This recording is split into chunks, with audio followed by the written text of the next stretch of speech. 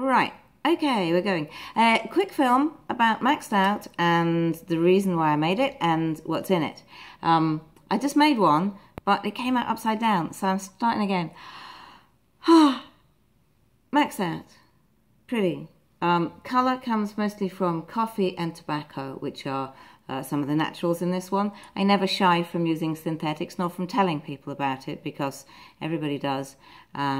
And I really do get tired of people standing there going, ooh, of course, madam, it's completely natural. And you just want to punch them after a while, because it's not true. Right, that said, what's in Maxed Out? Well, okay, quite a lot of naturals, because I like them. They're complex, they're lovely. You have to macerate them for weeks and weeks and weeks before they really work nicely. But and I needed them for this. So I never would have made this at all if it hadn't been for Maximilian. We got chatting about how I wanted to make these perfumes that reminded people, well, they were so sensual, so gorgeous that people would follow you down the street just to find out what you're wearing. The story is Crimes of Passion. It's on my website. And I was thinking I wanted to make 7. And Max said, you know, if I ever had a perfume made for me, the one I would really want to commission would be this. The scent of my old life. Before he sort of cleaned up, and all his vices now are perfume related. But it would be marijuana cigars, buckets of rum cocktails, high-class escorts, blackout, and regret. So, you know, as a perfumer, somebody who makes that kind of stories and scents, you know, rather than the big business fabric conditioner kind of perfume, I'm making little stories in perfumes, and that is one heck of a story. So I had to do it. Max was quite surprised when he got the result, because I don't think he thought it was possible. But like I said, we've not actually met yet. So what's in it? Well, we start with the marijuana cigars. It's mostly tobacco. It's beautiful tobacco absolute with a hemp essential oil, cannabis sativa essential oil. It's not illegal. It's quite stinky, you know, marijuana just stinks.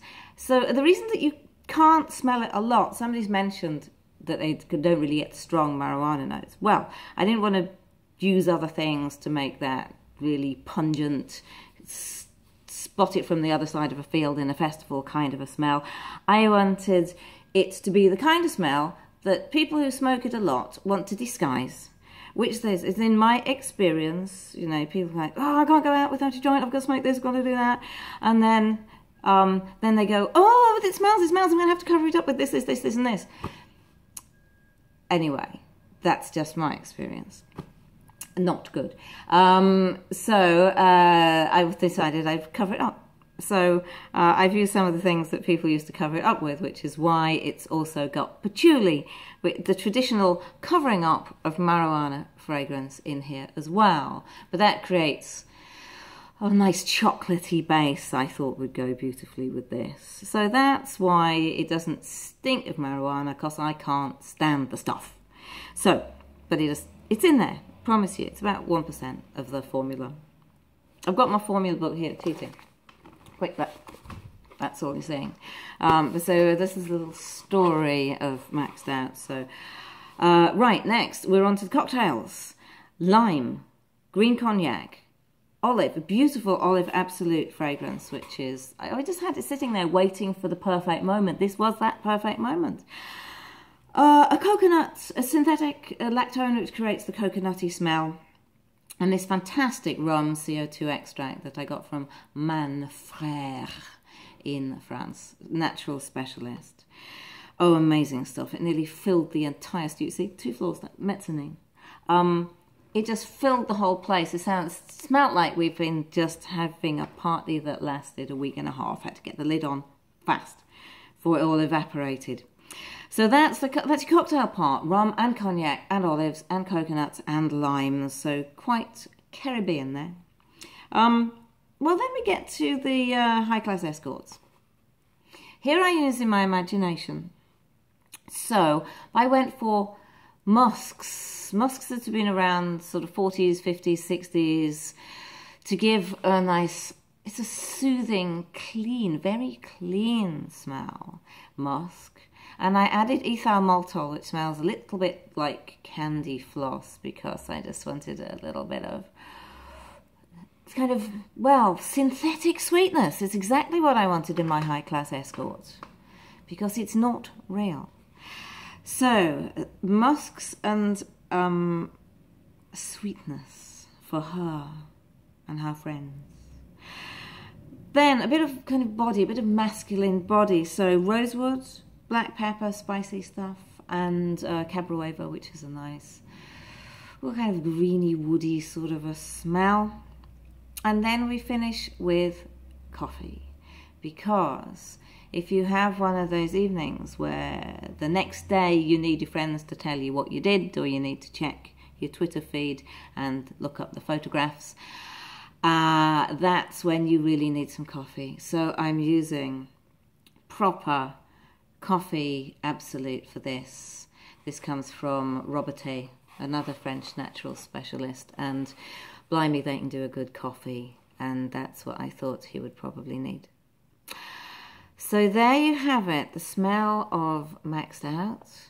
Max says it smells just like his Ferragamo jacket from 2003, which, long story also, he lost.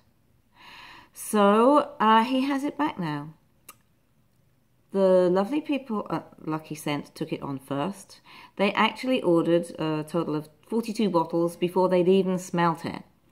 Because, thanks guys, the orders were coming in, thanks to Max, talking about it, people ordering it before they smelt it. So I really, really hope that you're enjoying it. I don't think there's anything else quite like it out there. It'll be available, it's available from my website, it's going to be in the UK, in other shops soon, and some more shops in the US are going to stock it. So if you want it, just knock on the door of your retailer, your favourite perfume shop, and say, guys, you should have this, because then I'll make some more. There's only, at the moment, there are 6 litres in the world. 3 litres of them are still upstairs in my studio where I make everything. One guy actually owns 100 ml of it. Bless him, he bought it in advance before he knew it was going to smell like.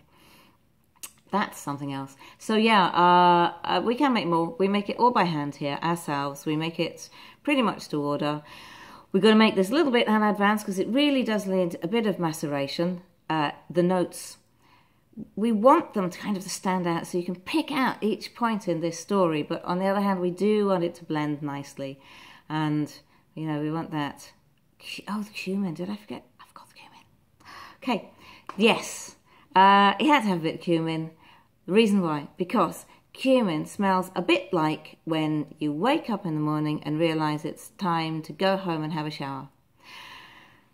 It has to be handled carefully. You don't want to be travelling on the public transport to work in the morning and people actually believing that that's what happened. That would be a bad thing.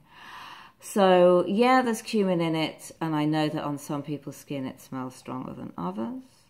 But, you know, to finish this story, it just had to be there. So, right.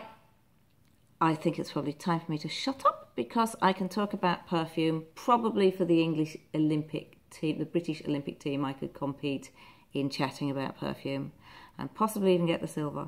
So I'm going to go now. Thank you very much for watching.